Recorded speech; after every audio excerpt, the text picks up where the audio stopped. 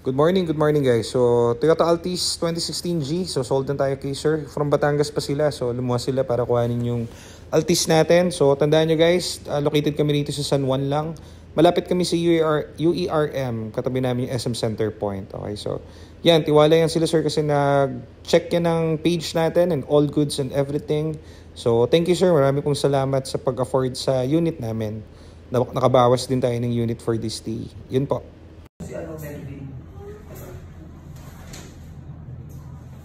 Ako sa ibang unit dyan dyan. Pasama dito. Pasama siguro yung pamatisi. Kasi ito mismo first owner. Babae nga yan. Ito sir, 1.5 siya. 668. Ay, baka ito yung huling net.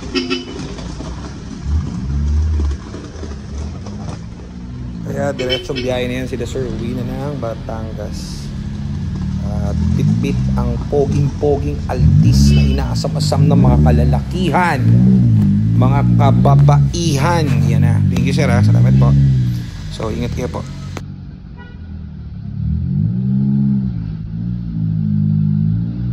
So ayan guys, kaya muna tayo ha. Lead the prayer dad. Amen. Amen, okay. Sinigang tayo ngayon, sinigang. Amen. So hello guys, good morning. So prepare tayo ng mga unit natin kasi nabenta na ibang unit natin. So may ibang unit natin dito, pine-prepare natin para hindi nasakit ng ulo dun sa mga bumibili sa atin. So meron tayong mga unit dito na binibili natin syempre ng mga bagong PMS, kunwari spark plug. Kaso lang, yung iba kasing unit na nabibili natin is magandang spark plug or original spark plug na nakakabit. So kapag original and mga tipong iridium yung nakakabit, di na namin pinapalitan. Yung ultrasonic cleaner na lang natin. Kasi mas maganda yon kaysa replacement na mga spark plug. Yung mga nabibili lang na NGK. So ito ginagamitan natin ng ng tawag dito, ultrasonic cleaner. Kaya gusto linis. So yan. Mamaya, pag matapos yan, parang trabaho niyan is dini-deep clean niya yung spark plug. Kapag na-deep clean niya na yan, testingin natin yung spark plug. May tester din tayo ng spark plug dyan mamaya. Pakita natin. So, after nun, PPMS na yan, change oil and everything. Tapos, i-detail na yung mga unit. Washing, di-detail, test drive. So, ganun yung SOP natin dito. Para, siyempre, yung mga hard-earned monies na mga bibili sa atin, nasusulit nila. So, yun lang muna. Mamaya, check natin yung mga natin, in ultrasonic cleaner natin. Ito naman yung bago nating laruan na sonic cleaner, ultrasonic cleaner guys. So, ito, ginagamit to kasi nagdi-deep clean to ng mga pyesa-pyesa. Hindi lang to, pati mga PCB boards, electronic device pwede. So, ang laman yan parang chemicals, parang degreaser type na ganyan. So, testing natin to para, kasi itong mga spark plug na to guys, mahal to. Iridium to mga to. So kung bibili mo to, isa 2.5. And itong mga to, hindi to basta-basta nasisira. Kaya mas maganda to, original lang ikabit. Kaya sa palitan mo ng NGK na tig 200 pesos, mas maganda po ito. Kaya ito, meron tayong mga device na panlinis sa mga spark plug.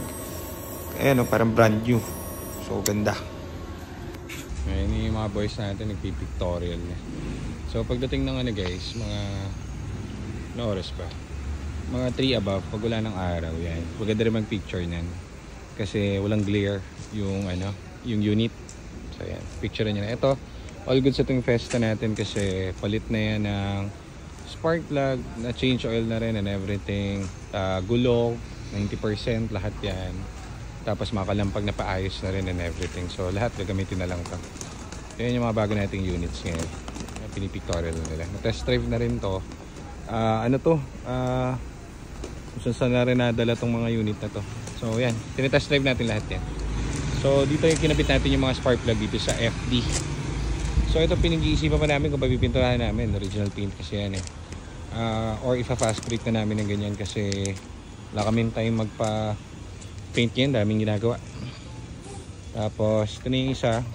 Yung kaninang nilinis natin spark plug. Dito naman sa dual BBTI na Vios. Kinabit na ni Joselito. Tapos ito, pipicture na rin natin itong isang to. Sa ibang unit natin, wala dito kasi sikip pag maraming kotse. Pero dami nating Ford saka ano rito. EcoSport and Fiesta dami dito. Kapag may mga gusto kayong mga Fiesta, ito na kayo bumili kasi bibili ka sa labas, mahal-mahal, tapos sira-sira pa or kaya nila binibenta kasi may something. So dito na kayo, dito assured yung unit ginagawa natin and everything. Lagi yan good sang shift part, yung mga nasisirang parts ng Ford. So sabi ng iba, mahal daw yan, mahal lang pyesa ng Ford, pero para sa akin hindi kasi baka mas mura pa ka.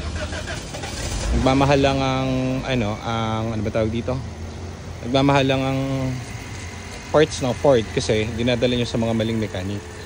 So nangyayari, mapatong sila ng pumapatong, hindi nila mahuling sira, lumalaki yung gastos. So kaya siya nagkapagkakamalang mahal.